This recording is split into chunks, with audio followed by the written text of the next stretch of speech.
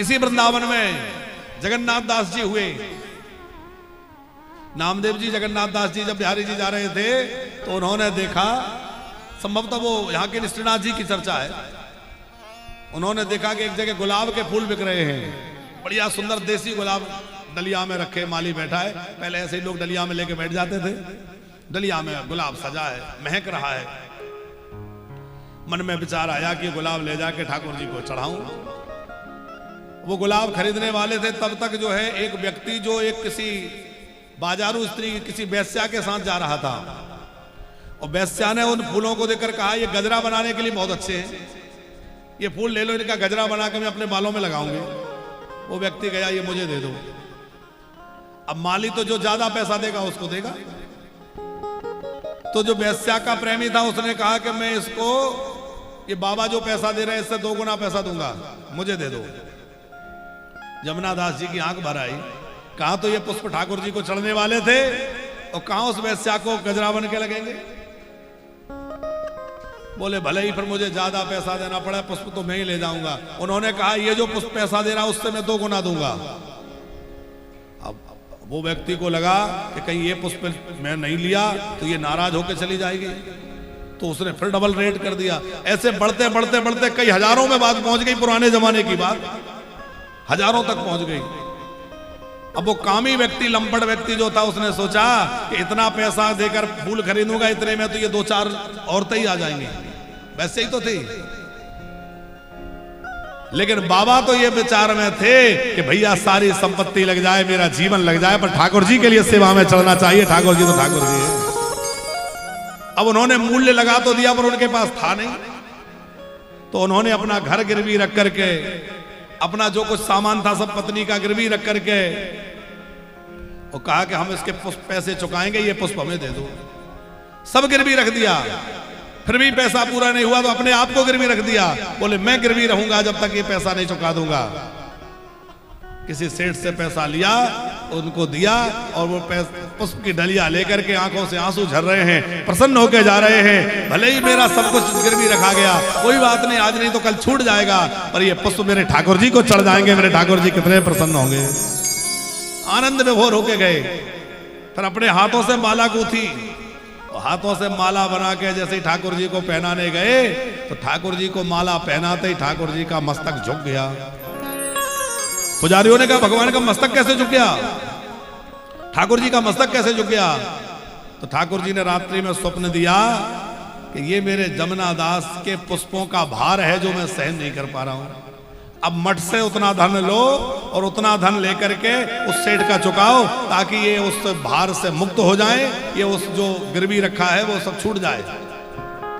फिर सेवकों ने मठ से पैसा ले जाकर के उनको वहां से छुड़ाया। तो हमारी बात समझ रहे हैं आप? भगवान के पूजन अर्चन में बढ़िया से बढ़िया वस्तु का उपयोग करिए, उसमें नकली वस्तु नहीं, उसमें कमजोर वस्तु नहीं। भगवान के लिए उत्तम से उत्तम पदार्थ भोग लगाइए, उत्तम से उत्तम पुष्प चढ़ाइए, उत्तम से उत्तम चीजें लेके आइए, सबसे अच्छा ढूंढिए। हम लोग सबसे सस्ता ढूंढते हैं, सस्ता वाला देखते हैं। घर में कोई अतिथि आने वाले, कोई मेहमान आने वाले हों, नए समधी हों, कोई विशेष मेहमान हो, तो वो मिठाई देखी जाती है जो सबसे महंगी हो। वो घर में सत्यनारायण भगवान की पूजा हो तो कौन सी मिठाई देखी जाती है? तो सबसे सस्ती हो। भैया ये चालाकी दुनिया के सामने चलेगी, भगवान के सामने नहीं चलेगी। अच्छा कहते क्या है, हम भगवान तो सब जानते हैं, और सच्ची बात है भगवान सब जानते हैं। वो ये भी जानते हैं ये कितना चालाकी कर रहा है।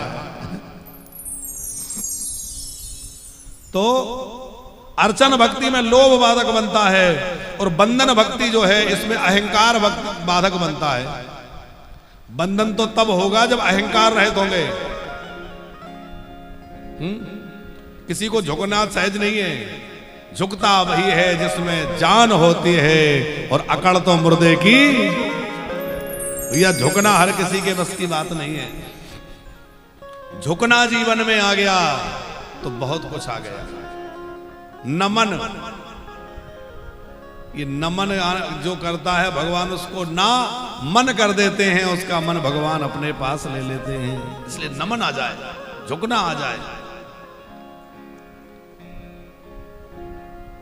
झुकना भी दो तरह का है, एक श्रद्धा से झुकना और एक बदमाशी से झुकना, जिसको गोस्वामी जी ने कहा नवन नीच की अति दुखदाई है। श्रद्धा पूर्वक झुके संतों के चरणों में, गुरुजनों के चरणों में, महापुरुषों के चरणों में, ब्राह्मणों के चरणों में, बड़ों के चरणों में, माता पिता के चरणों में, सब अपने बड़ों के चरणों में श्रद्धा से झुके। बंधन भक्ति के बाद सख्य भक्ति। सख्य भक्ति माने मित्रता भगवान से। उसमें कपट वैर जो है, कपट जो है बाधा बनता है। मित्रता कपट के साथ नहीं चलती, निष्कपटता से मित्रता चलती है। और समर्पण भक्ति जो है, इसमें अनन्यता। समर्पण तब होता है जब एक जगह हो जाए। शूर्पणखा भगवान के शरण में आई तो भगवान ने शरण में क्यों नहीं ले लिया? बोले उसका समर्पण पक्का नहीं था। राम जी के पास आई, राम जी ने कहा अरे हमारे पास तो पहले से है, तुम ऐसा करो लक्ष्मण के पास चले जाओ। तो लक्ष्मण जी के पास चली गई कि नहीं? यदि उसका समर्पण राम जी में पक्का होता तो वो कहती आपका चाहे जो हो, मैं तो आपके शरण में आई हूं, आप ही होकर रहूंगी। समर्पण पक्का नहीं था, राम जी को छोड़ के लक्ष्मण जी के पास चली गई। लक्ष्मण जी ने कहा हम तो सेवा के, हमारे पास क्या रखा है, तो फिर राम जी के पास चली गई। तो ना इधर समर्पण पक्का था ना उधर समर्पण पक्का था। बोले अरे ये तो इधर उधर भटकने वाली है, इसकी तो नाक काट दो। तो लक्ष्मण जी ने नाक काट के निकाल दिया। समर्पण भक्ति तब सफल होगी जब अनन्यता के साथ एक को पकड़ लिया तो फिर 10 जगह मन ना भटके, बस अपने इष्ट के चरणों में मन लगा रहे और कहीं अपना मन अन्यत्र क्षण भर के लिए भी ना जाए। कैसे? जैसे पपीहा जो है किससे प्रेम करता है? स्वाति के जल से। पपीहा सब लोग जानते हैं ना। अब आज एक तो शंकर जी का ब्याह कराना है और नवदा भक्ति में उलझ गए। अब ये भी जरूरी है। चलो अच्छा, ब्याह थोड़ा लेट हो जाए, बारात तो देर से लेट हो जाती है कई बार, तो कोई परेशानी है क्या? नाश्ता तो आज बढ़िया करके बैठे ना, है कि कमजोर किया है? अब हमारे बुजुर्गों के लिए तो बढ़िया खिचड़ी विचड़ी का नाश्ता होना चाहिए वानप्रस्थियों के लिए। हम प्रयास में तो हैं कि अब देखो जो कथा के लिए आते हैं ये तो 7 दिन के लिए आते हैं, तो इनको तो समोसा और आलू बड़ा और ये और वो सब चीजें चलती हैं।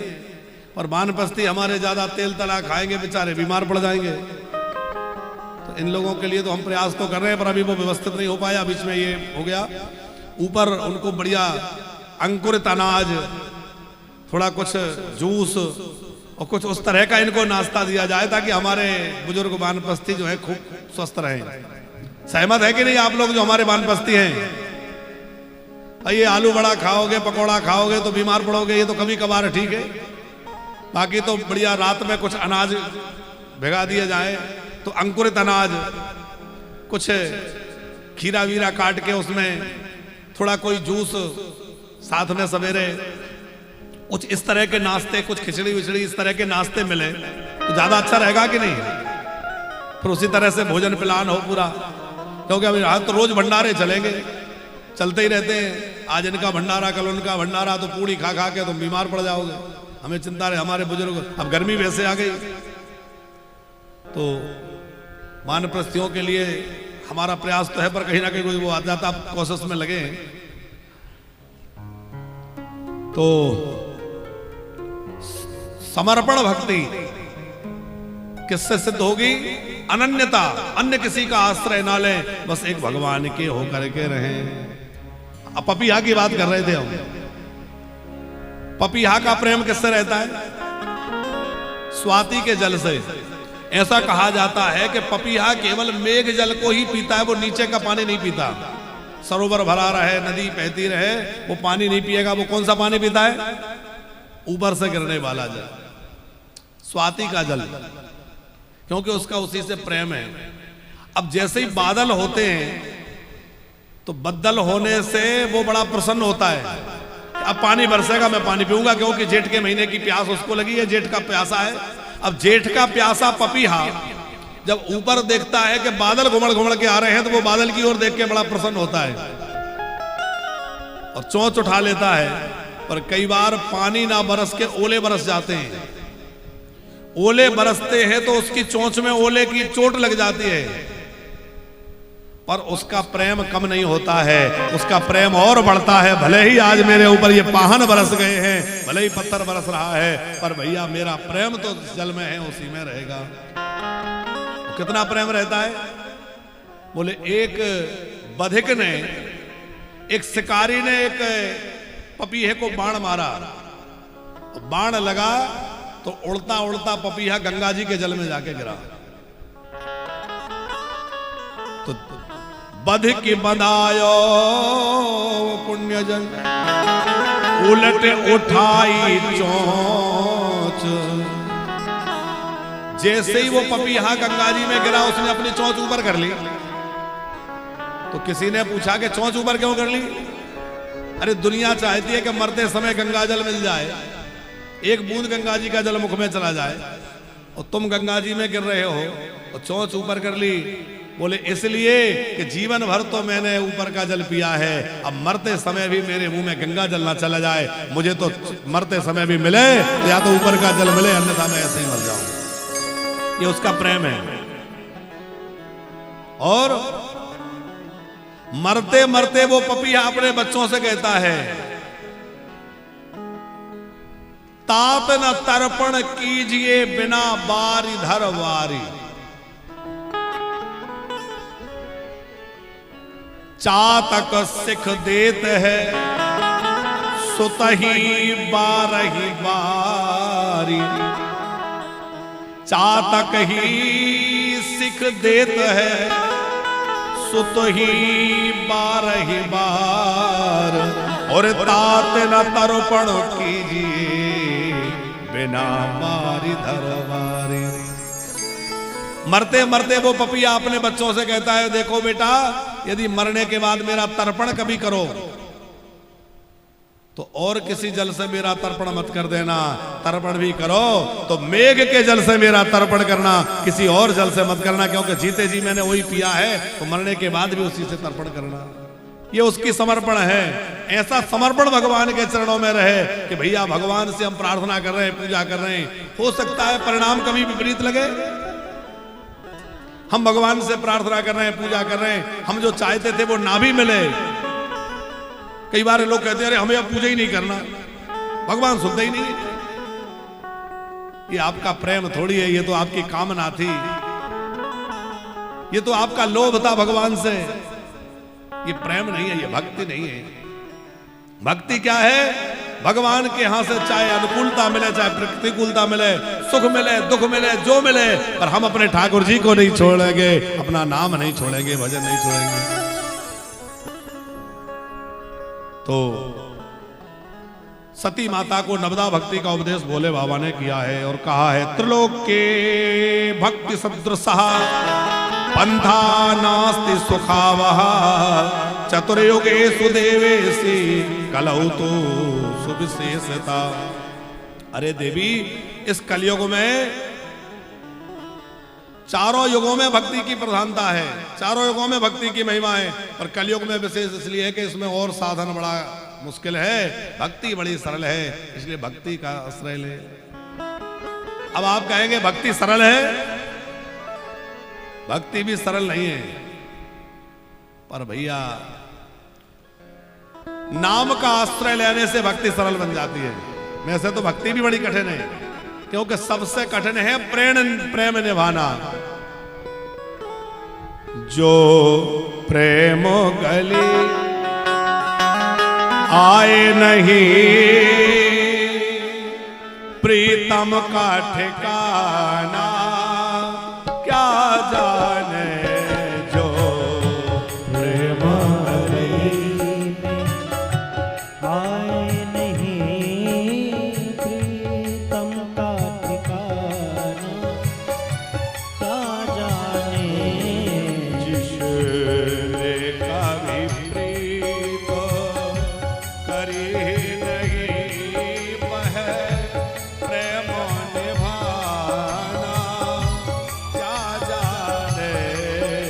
जिसने कभी प्रीत किया ही नहीं वो प्रेम निभाना क्या जाने। जो प्रेम गले में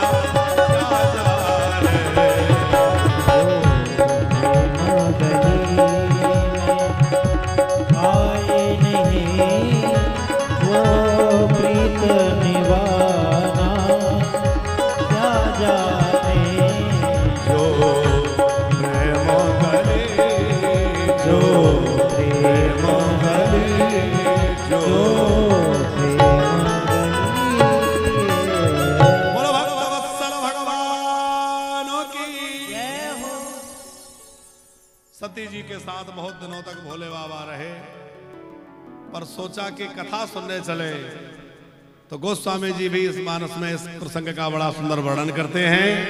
भोले बाबा सती जी को लेकर के एक बार कथा सुनने के लिए गए। एक बार त्रेता योग माए, एक बार त्रेता युग माए, शंभो गए को भज ऋषि पाए, शंभो गए को भज ऋषि पाए, संग सते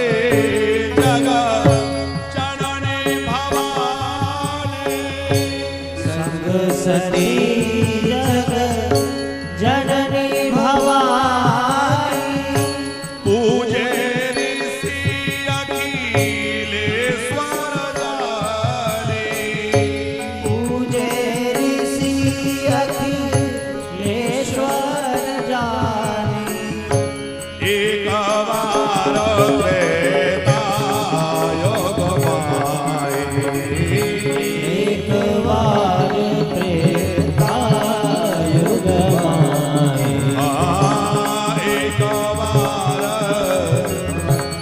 एक बार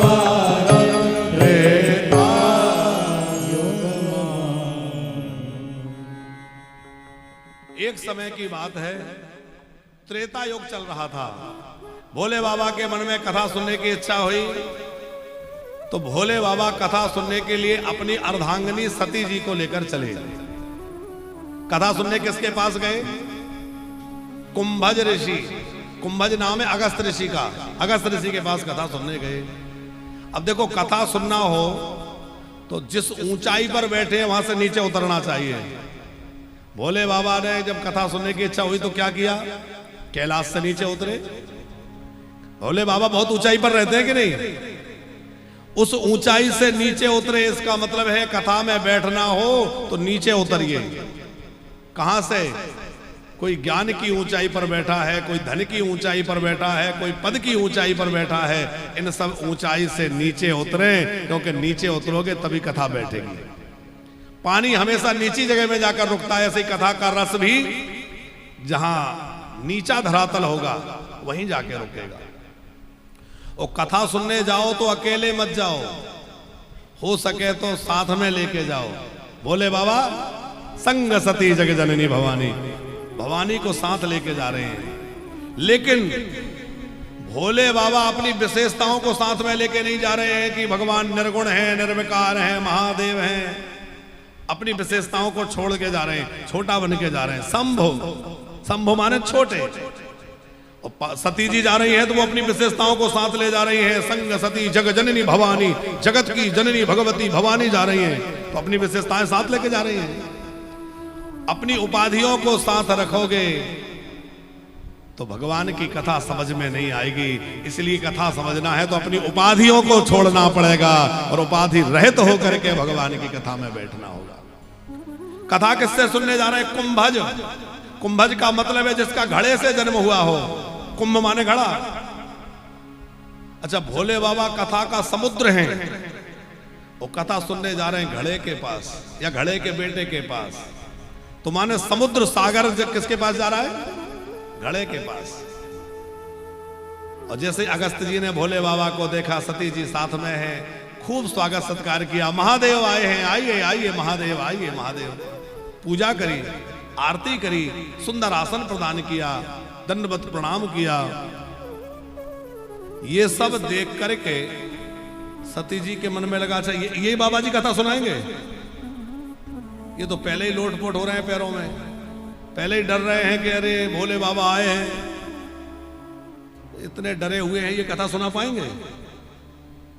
अच्छा, सुनाने वाले के प्रति हमारे मन में पहले ही ये दुराग्रह अथवा पूर्वाभास हो जाए, पूर्वाग्रह हो जाए, ये क्या कथा सुनाएंगे? वो चाहे जितनी बढ़िया सुना दें, पर पहले ही भावना हो गई ना, ये क्या सुनाएंगे? भगवान कृष्ण ने अर्जुन को तो गीता सुना दी, वो अर्जुन समझ गए, लेकिन युधिष्ठिर को ज्ञान दिया तो युधिष्ठिर ने नहीं समझा। क्यों? युधिष्ठिर ये समझते हैं तो मेरे छोटे भैया हैं। युधिष्ठिर को ज्ञान देने के लिए फिर कहां ले गए? भीष्म पितामह के पास। कोई बड़े बूढ़े ज्ञान देंगे तो इनकी समझ में आएगा, इसलिए युधिष्ठिर को उपदेश पितामह भीष्म के द्वारा दिलवाया कुरुक्षेत्र में, क्योंकि वो समझते थे कृष्ण तो बच्चा है। तो भोले बाबा तो महात्मा जी की, अगस्त जी की विनम्रता देख रहे हैं। महात्मा जी कितने विनम्र हैं, अगस्त जी इतने महापुरुष, इतने समर्थ होकर के, और कितनी इनकी विनम्रता देखो, कितना आदर कर रहे हैं। अब यहां एक संकेत है, देखो कथा के बड़े प्यारे संकेत हैं कि किसी की विनम्रता को उसकी कमजोरी नहीं समझना चाहिए। कोई झुक रहा है, प्रणाम कर रहा है, तो उसकी विनम्रता को उसकी कमजोरी मत समझो।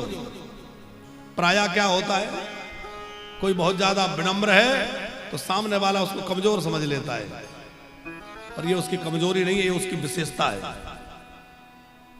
अच्छा एक बात बताओ, कोई हमें प्रणाम करे तो इसमें हमारी विशेषता है कि प्रणाम करने वाले की विशेषता है? इसमें जिसको प्रणाम हो रहा है उसकी विशेषता नहीं है, बल्कि जो प्रणाम कर रहा है उसकी विशेषता है कि उसको प्रणाम करना आ गया, वो झुकना सीख गया तो तुम्हें झुक रहा है। तो अगस्त ऋषि की इसमें विनम्रता थी, पर सती जी के मन में थोड़ा दुराग्रह रहा या पूर्वाग्रह रहा, जिसके कारण उनका मन कथा में नहीं लगा। बड़े प्रेम पूर्वक राम कथा मुनि बरज बखानी। बड़े प्रेम पूर्वक अगस्त्य जी ने राम कथा गाई, लेकिन यहाँ श्रोताओं में से भोले बाबा का नाम तो है, सती जी का नाम हटा दिया गया है। किसने सुनी? बोले सुनी महेश परम सुख मानी, सुनी महेश परम सुख। भोले बाबा ने बड़ा आनंदित होकर कथा सुनी, लेकिन सती जी ने इसलिए श्रोताओं में से सती जी का नाम हटा दिया। अब यहां इतने लोग बैठे, सब थोड़ी सुन रहे होंगे, कोई किसी कारण बैठा है। वैसे यहां तो सब छठे लोग बैठे हैं, पर कई जगह कथाओं में हम जाते हैं तो लोग अलग अलग ढंग से बैठे रहते हैं। भाई ठीक है, बुलाया है, बैठे हैं। सुनी महेश परम सुख मानी। भोले बाबा बड़े प्रसन्न हो गए। कहा क्या आपको दक्षिणा क्या दे? अगस्त्य जी बोले दक्षिणा आप अपनी स्वेच्छा से दे दीजिए। तो भोले बाबा ने क्या दक्षिणा दी? राम भक्ति का वरदान दिया, भगवत भक्ति का दक्षिणा दी, क्योंकि जैसी कथा वैसी दक्षिणा होनी चाहिए। बड़ी अद्भुत कथा थी, तो उस कथा के परिणाम में दक्षिणा भी वैसी ही दी, राम भक्ति की दक्षिणा। मुनिसन विदा मांग त्रिपुरारी। भोले बाबा वहां से आज्ञा लेकर के चले और चली भवन संग दक्ष कुमारी। तुलसीदास जी ने यहां सती जी का नाम नहीं लिखा, सीधा लिख दिया दक्ष कुमारी, माने अहंकारी दक्ष की बेटी जा रही है। जैसे दक्ष अभिमानी है, बेटी भी अभिमानी हो गई जो एक संत के द्वारा कथा नहीं सुनी। अच्छा, भोले बाबा ने जब कथा सुनी तो कथा सुनने का क्या फल है? बोले कथा सुनने के बाद दर्शन की लालसा जगना चाहिए, भगवान के मिलन की इच्छा जगना चाहिए। भोले बाबा के मन में भगवत मिलन की इच्छा जाग गई। और गोस्वामी जी कहते हैं, इधर महापुराण में भी कथा है कि उस समय राम लक्ष्मण दोनों जानकी जी को ढूंढते हुए दंडक वन में घूम रहे थे। दंडक वन में राम जी को घूमते हुए भोले बाबा ने देखा। मन में दर्शन की लालसा तो थी ही, जैसे ही दर्शन हुआ विभोर हो गए भोले बाबा, आंखों से अश्रु गिरने लगे, पुलकित हो गए, रोम रोम खिल उठा भोले बाबा का। जय सच्चिदा नंद जग पावन, जय सच्चिदा नंद जग पावन, आसि कह चले मनोज न सावन। आस कहीं चले मनोज सावन। जय सच्चिदा नंद जग पावन, जय सच्चिदानंद जग पावन। पूर्ण कामं वराधीनं प्राणवत्सं मुदाहरः, रामं भजन्ति विपिने सलक्ष्मणं मुदारभे।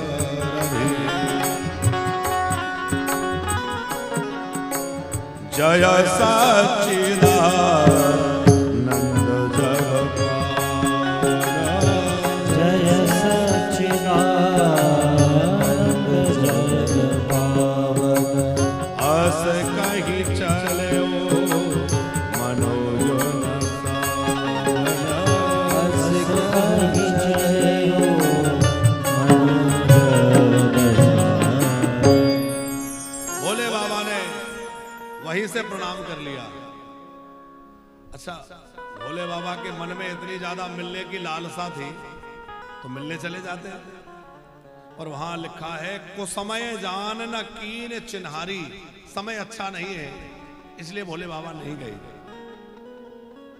अब एक विचार की बात यहां आती है कि हमें पता चल जाए कि हमारे मित्र का समय खराब चल रहा है तो जाना चाहिए कि नहीं जाना चाहिए?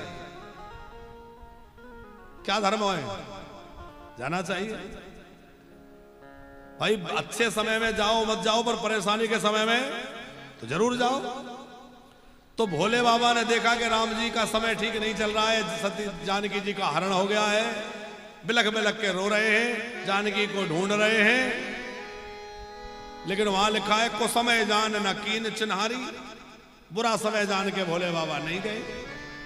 ऐसा क्यों? बोले इस चौपाई का अर्थ अलग है। को समय का मतलब बुरा समय राम जी का नहीं चल रहा, बल्कि मिलने के लिए बुरा समय है ये। अभी लीला चल रही है और लीला में मैं मिलने जाऊंगा तो ये रोना धोना छोड़ के मुझसे मिलने में लग जाएंगे, दुनिया को पता चल जाएगा ये तो भगवान है। जैसे आपका कोई मित्र, आपका कोई परिचित किसी स्टेज पे अभिनय कर रहा हो, एक्टिंग कर रहा हो, अब वो किसी सीरियल में एक्टिंग में भिखारी बना हुआ है, भैया 3 दिन से भूखा हूं, कुछ नहीं खाया है, मरा जा रहा हूं, दे दो दे दो। आप ऑडियंस में बैठे हैं और दौड़ के मंच पे चढ़ जाएं, अरे क्यों परेशान होता है, मैं हूं ना, चल मैं खिलाता हूं। ये बताओ उसका नाटक बिगड़ जाएगा कि नहीं? भाई वो तो नाटक कर रहा है और नाटक में आप मंच पे चढ़ गए, पूरा नाटक गड़बड़ा गया। तो भोले बाबा ने मन में विचार किया कि इनकी ना तो जानकी जी कहीं गई हैं और ना ही तो इनके ऊपर कोई दुख है, ना विपत्ति है, ये तो सच्चिदानंद है, इसीलिए तो सच्चिदानंद कह के प्रणाम किया। ये तो पूरे आनंद में है, ये तो नाटक कर रहे हैं। अब इस नाटक में मैं जाऊंगा तो बात गड़बड़ा जाएगी, इसलिए भोले बाबा नहीं गए, वहीं से प्रणाम कर लिया। अब प्रणाम करके भोले बाबा आगे बढ़ने लगे तो सती जी के मन में ये किसको प्रणाम कर रहे हैं, ये जो रो रहा है। अब जो व्यक्ति रो रहा है, जिसके अंदर ना सत है, ना कोई ज्ञान है, ना कोई आनंद है, उसके लिए ये प्रणाम कर रहे हैं, सच्चिदानंद कह रहे हैं। ये भोले बाबा भी जाने कैसे काम करते हैं। और ऐसा कह के सती जी ने कहा नहीं, मन ही मन सोच रही है। भोले बाबा समझ गए कुछ ना कुछ गड़बड़ है। भोले बाबा ने समझाया, देवी तुम्हें भरोसा नहीं हो रहा है, जासु कथा को भाजोरी सिगाए, जासु कथा को भजरी सिपाही, भगते जासु में मुनगी सुनाए, भगति जासु में मुनई समाए, सोई मामोष्ट देव रघुवीरा, सोई मामोष्ट देव रघुवीरा, सेवत चाहे सदा मोनि धीरा, सेवत जाहि समाधि वीरा, सेवत चाहे सदा मोनि धीरा, सेवत जाहि सदा मुनि धीरा, जासु कथा को भज ऋषि गाई, जासु कथा कुंभ देश जाए। भोले बाबा ने सती जी को समझाया, अगस्त जी ने जिनकी कथा गाई थी ये वही तो है, ये मेरे इष्ट देव हैं, ये प्रभु श्री राम है। पर राम जी के विषय में सती जी को बड़ा भारी संशय हो गया। अच्छा आप देखिए कि यदि सती जी ने कथा ठीक से सुनी होती तो संशय होता, कथा ठीक से सुनी होती तो संशय होता ही नहीं, बल्कि श्रद्धा उत्पन्न हो जाती। ये कथा ना सुनने का फल है कि संशय हो गया। जो कथा ठीक से नहीं सुनेगा वो भगवान पे संदेह करेगा, भगवान की लीलाओं पर संदेह करेगा। जानकी जी कहीं गई थोड़ी थी, पुराणों में उल्लेख है, नामदेव जी कि सीता हरण के समय से जानकी जी ने 3 रूप धारण कर लिए। कौन कौन से? बोले एक रूप तो जानकी जी का अग्नि में समा गया जो असली था, एक छाया रूपी जानकी जी रावण के साथ लंका चली गई, और एक जानकी जी राम जी के साथ में थी जो किसी को दिखाई नहीं दे रही थी पर वो राम जी के साथ थी। 3 रूप धारण कर लिए। 2 का तो आपने सुना ही है, पर तीसरा भी पुराणों में वर्णन है कि एक तो जानकी जी राम जी के सदा साथ हैं, अलग है ही नहीं। तो क्या हुआ? सती जी ने कथा नहीं सुनी, उसी का दुष्प्रभाव है, उसी का परिणाम है कि उनको भगवान में भरोसा नहीं हो रहा है, भगवान की लीला को देख के मोहित हो गई। अब यहां एक और मजे की बात यह है कि सती जी को राम जी को देखकर कब संदेह हुआ? जब उनके साथ जानकी जी नहीं है। थोड़ा सा और सुग्रीव को भी राम जी को देख के संदेह हुआ था। 2 वीर आ रहे हैं, पता नहीं कौन है, कि बाली के भेजे हुए तो नहीं है, मुझे मारने तो नहीं आ रहे। पर कब हुआ ये संदेह? बोले उस समय भी जानकी जी साथ नहीं थी। नहीं थी कि नहीं? जानकी भक्ति है, राम जी भगवान हैं, और बिना भक्ति के भगवान को देखोगे तो संदेह हो जाएगा। इसलिए भगवान को देखना है तो भक्ति की आंख से देखो तो ही भगवान समझ में आएंगे, नहीं तो भगवान की माया, भगवान की लीला समझ में नहीं आएगी। भोले बाबा ने बहुत समझाया, मुनि धीर जोगी सिद्ध संत प्रेमल मन जे जावई। मुनि धीर जोगी सिद्ध प्रेमल मन जे जावई।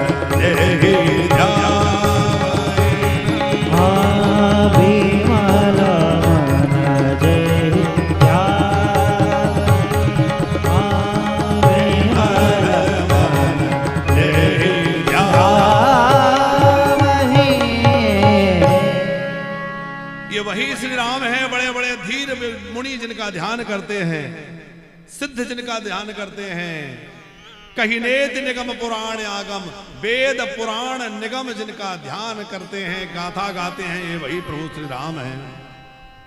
श्री राम व्यापक ब्रह्म भवन निकायपति मायाधरी। ये मायापति पर ब्रह्म परमात्मा श्री राम है। बहुत कुछ राम भोले बाबा ने कहा, लेकिन सती के मन का संदेह निवारण नहीं हुआ है। भोले बाबा बोले, शृणुमद वचनम देवी ना विश्वस्येति ने मना स्वयं राम परीक्षामि कुरु तत्र स्वराध्या। अच्छा देवी, तुम्हें भरोसा नहीं हो रहा तो ऐसा करो, तुम खुद परीक्षा ले लो। सती जी को लगा ये बात ठीक है। सती जी परीक्षा करने गई, भोले बाबा बड़ वृक्ष के नीचे बैठ गए। और ये हम सब लोगों के लिए एक बड़ी प्रेरणा है।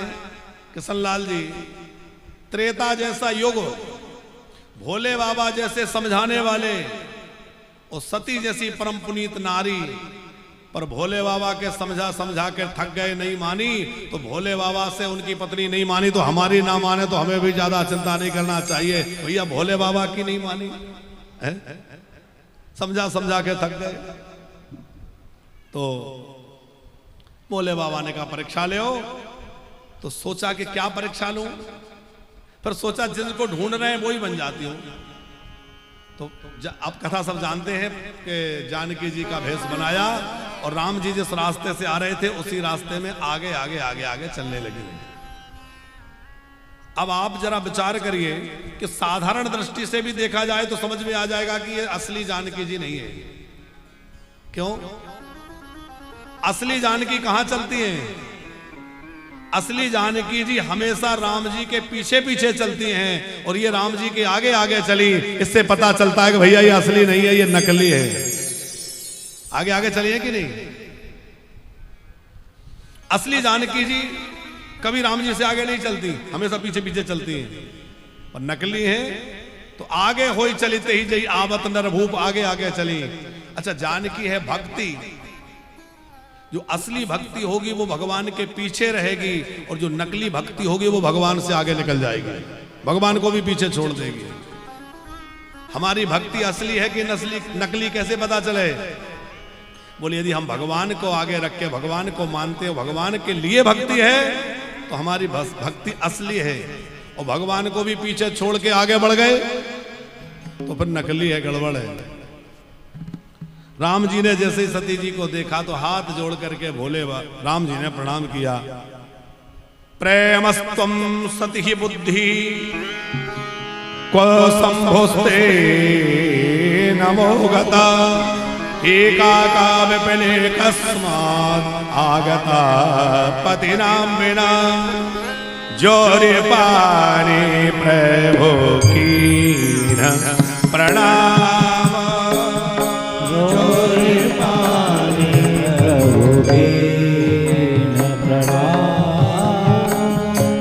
पिता समेत लीन निज नाम। पिता समेत लीन निज नाम।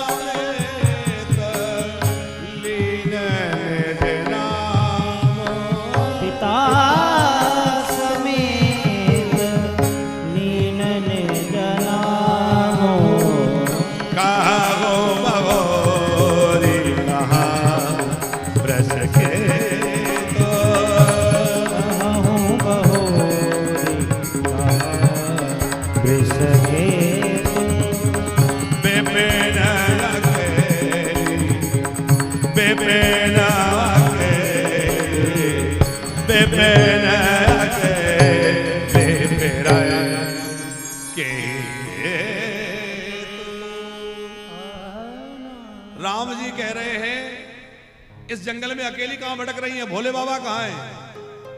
अच्छा, किसी ने राम जी से पूछा कि आपने प्रणाम क्यों किया? वो तो आप पर संदेह कर रही हैं, आपकी परीक्षा लेने आई है। राम जी बोले देखो, एक तो वो मेरी मां है और दूसरा परीक्षा लेने आई है। तो जो परीक्षा लेने आए वो बड़ा होता है और जो परीक्षा दे वो छोटा होता है।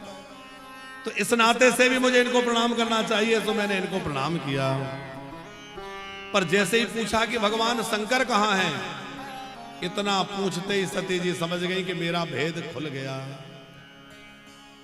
और इतना समझ में आया कि भेद खुल गया तो सती जी ने कोई उत्तर नहीं दिया, भागी वहां से और भाग करके भगवान शंकर के पास आ गई। हड़बड़ाई हुई थी, डरी हुई थी। भोले बाबा ने जैसे ही देखा तो हंस करके पूछा। गई समीप महेश तब हंसी पूछी कुशलात।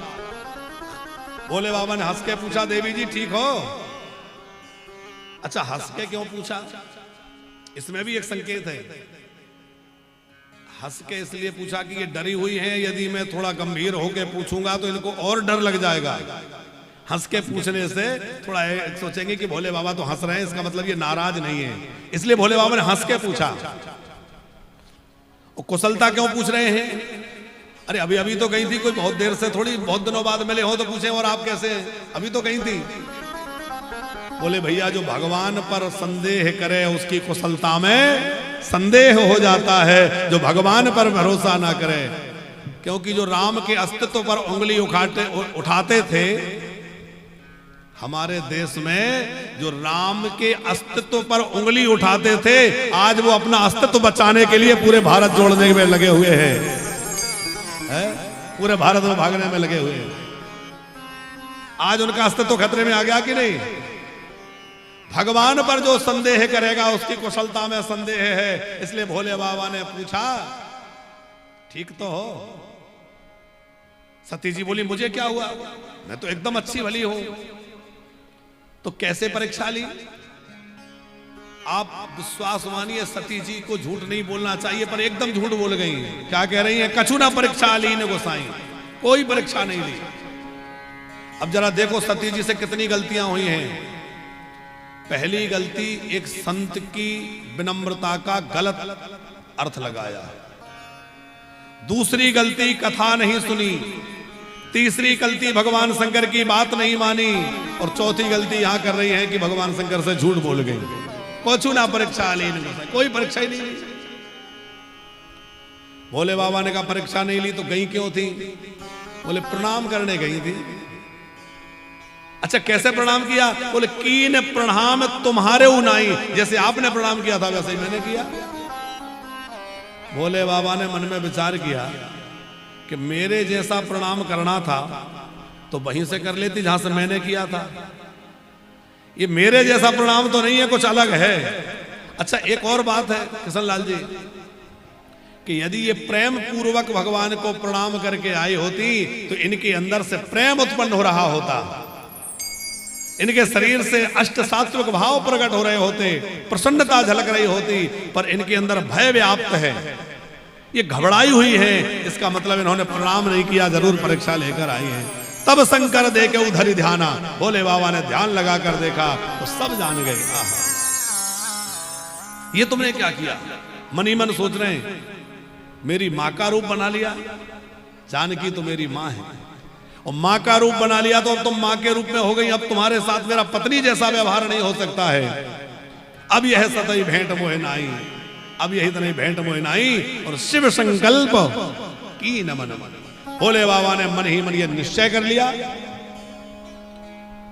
और जैसे ही भोले बाबा ने ये निश्चय किया कि अब मैं पत्नी की तरह व्यवहार नहीं रखूंगा, तो राम जी ने वहीं से कहा, धन्य हो महादेव, धन्यस्तम परमेशान, तत्समोध्यदापण नाकोपयन् त्रैलोकेस्मिन् महायोगी महाप्रभो।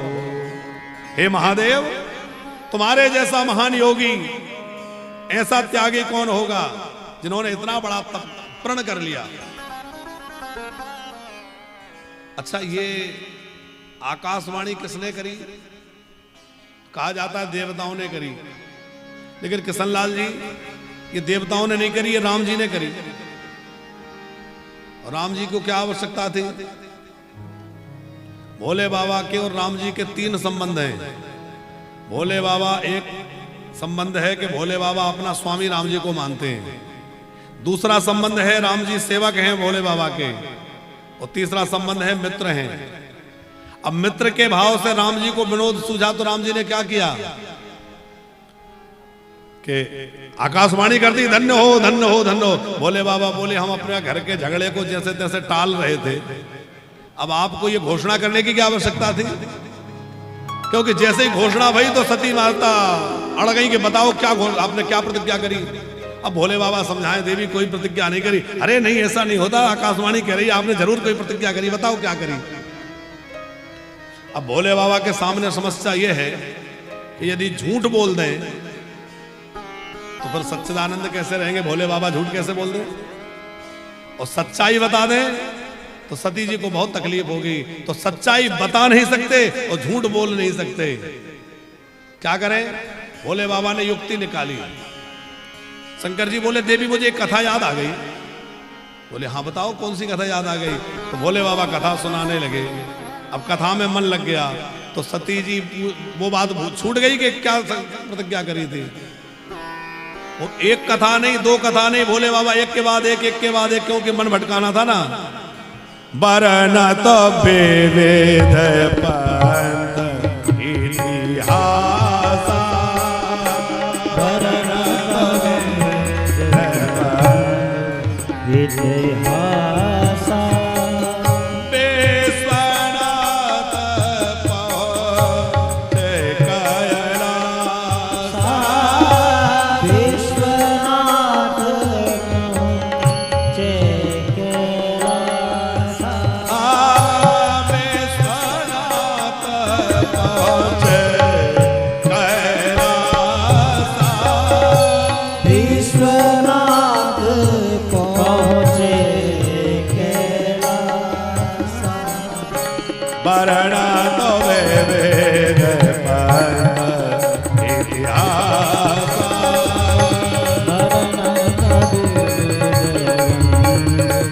इतिहासा वर्णा तो वेद वर्णा तो वेद वर्णत